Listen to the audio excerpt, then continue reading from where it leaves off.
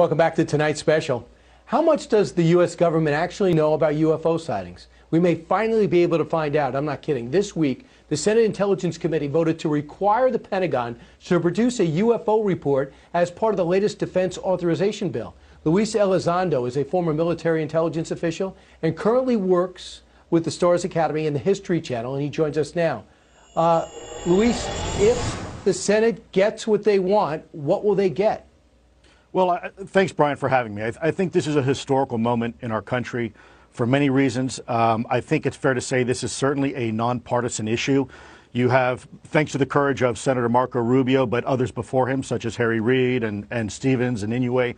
I think if the Senate is successful in getting what they want, they're going to get actual hard data as to the capabilities of these incursions into our airspace and the airspace of where we have combat vehicles and controlled, if you will.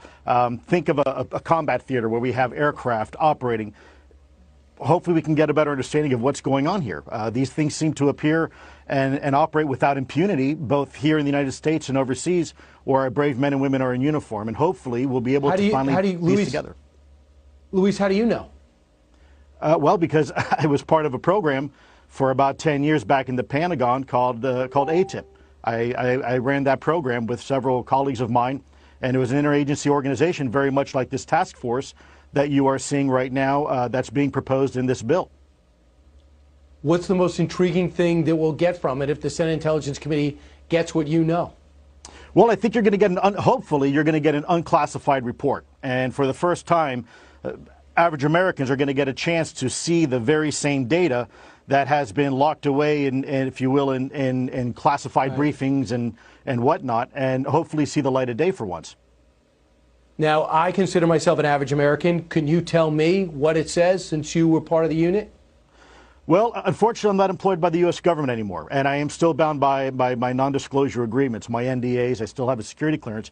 So that's really a conversation that the U.S. government's going to have, the executive branch with the legislative branch, and then finally decide what they think is appropriate for the American people. But I think what I can say is that data is very compelling. And when you look at these vehicles and what they're able to do, you very quickly